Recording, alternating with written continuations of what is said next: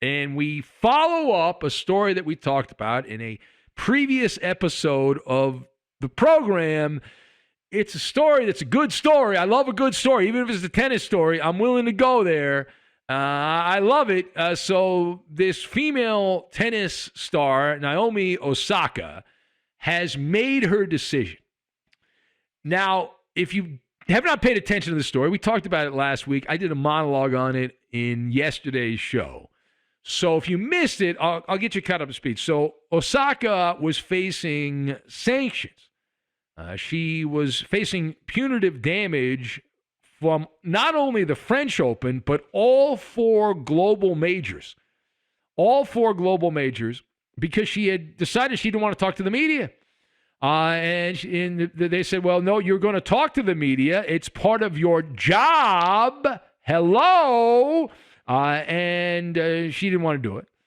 Well, she has now withdrawn from the French Open. She, again, was attempting to boycott her media responsibilities. She played the mental illness card from the bottom of the deck. And in a prepared statement, likely vetted by an army of lawyers, she said that she never wanted to be a distraction, claimed that she's introverted, so am I, welcome to the club, and has social anxiety. Not a public speaker, not a natural public speaker, she said in this prepared statement. She complained that the rules on media availability are, quote, quite outdated. Okay. Because she doesn't want to talk to the media. The rules are outdated. And she wanted to highlight that. Okay. So let us discuss. Now, the reaction of the basketball community, I got a kick out of it. I say basketball because Steph Curry was involved in this. But it's not just, Curry. It's a bunch of other people that are outside that world. Just the sports world in general would be a better way to phrase it. Have rallied around in support of Naomi Osaka. So let us discuss. What is your initial reaction to the withdrawal from the French Open, the withdrawal by Naomi Osaka? So now I approve.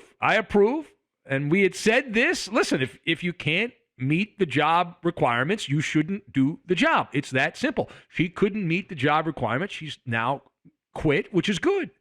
And I'm sure she'll be back at some point here, and we'll do this all over again. My views on this: you've got villain, pedestal, and atoms.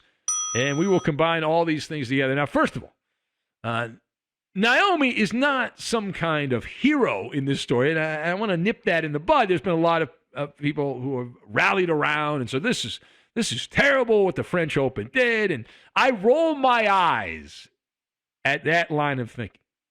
Like, she shouldn't have shown up to the French Open in the first place if she could not follow what you have to do as a tennis player and talk to the media. If you can't face the music, then you shouldn't do it. Now, by arriving at Roland Garros and then putting on this show with the media, dodging reporters, Osaka made a bad situation, an uncomfortable situation, worse, right? And she's disgruntled, she's upset, but she's more of a villain in this story. She's being made out by some in the media as this hero, but to me, the fact that she knew she had to talk to the media, she knew she couldn't get around talking to the media, she still decided she wasn't going to talk to the media, then she showed up, she ended up taking a spot from someone. I'm not a tennis person, but I'm sure there's some up-and-coming tennis player that could have made their mark at Roland Garros. It was not allowed to participate because she decided that she was going to show up when she knew the end game was likely going to be that she would have not been allowed to play and she would have been suspended or this would have been the case where she had to give up. And so that makes this a selfish act by Naomi Osaka, right? Making it all about herself, right? Man, it's all about me. I don't want to talk to the media and all that stuff. And I don't like the rules. You should change the rules. Ironically, the very media, the people in the media, many of them that she wanted to not talk to, were the same people that were painting her with a very broad brush as a hero. These people are so politically correct that they have circled the wagons to defend her. Now, we yawn at that. In fact, we would say if you show up somewhere knowing you have to do something and then choose not to do it, and then say you should change whatever it is you don't want to do, those are the actions of a spoiled brat. And listen, every person who's ever held a job has to do something they don't like. We referenced the busybody stuff, that every job has good things and bad things, even your dream job, even being a tennis player, right? Secondly, now Naomi is a brand ambassador. She's done very well for herself. We're not ripping her for that in any way. We think it's great that she's endorsing many high-end products. I'm pretty sure she doesn't have to wait in the bread line. She gets checks to sell tennis fans overpriced Swiss watches, expensive handbags. She endorses credit cards, sports apparel, beauty products, sports drinks, airlines, automobiles, all of that. In fact, she became the world's highest earning female athlete, Osaka, in 2020. According to the websites that track that stuff, she earned a record almost $40 million in a year that was pretty much shut down because of COVID. Again, good for her. But are those companies that have made her a brand ambassador getting what they paid for? I would think not. Here's the way I look at it. You should not be put on a pedestal when other players abide by the rules, and I'm sure they don't want to talk to the media either. It's a pain in the ass. You don't know what you're going to be asked, and you're asked leading questions, and you're boxed into certain answers. But again, I go back to that busybody work. It is required. It's hard to be sympathetic. It's hard for me to be sympathetic when everyone else has to do it. Why is she so different that she doesn't have to do it? Every day, listen, there are millions of people that have this issue, that have to work at developing certain things to cope with stuff that they don't want to deal with, which is part of their everyday lives. This does not fall into the hardship category. It's part of life. And now listen, she apologized, and the statement, I don't know that she wrote it. I think somebody else did, but whoever wrote it, that hit the right note.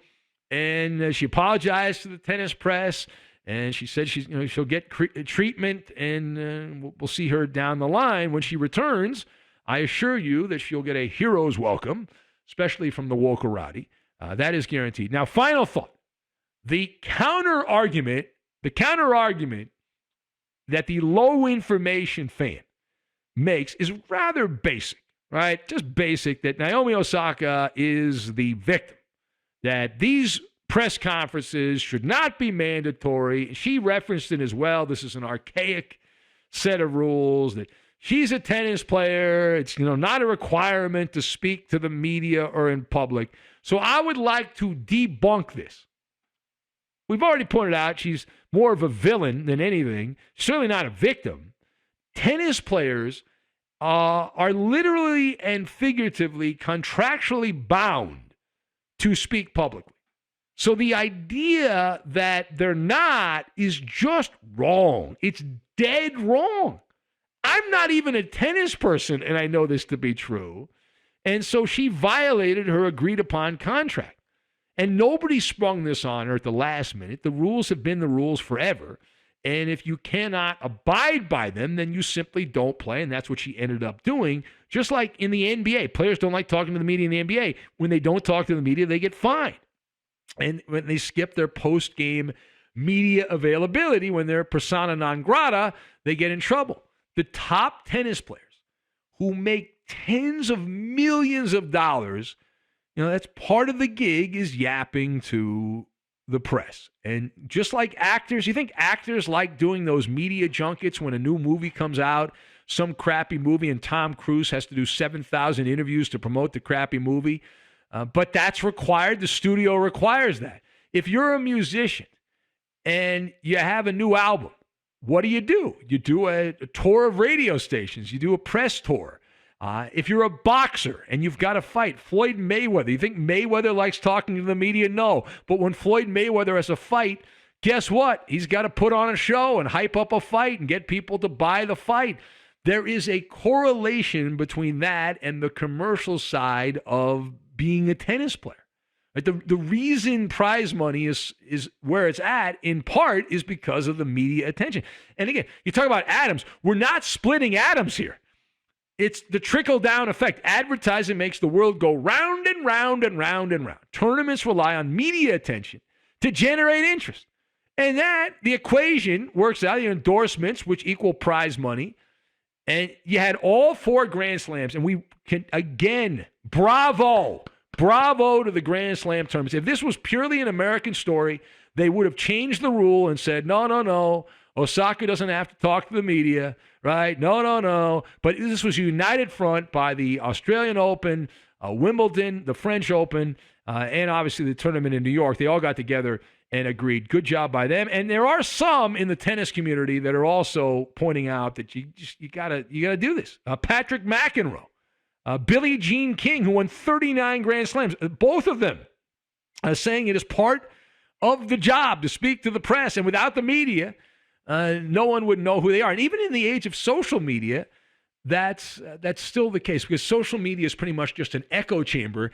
And as we've pointed out many times, it's like the Matrix. You don't know what's real and what's not. What are bots and what are legitimate human beings? You have no idea.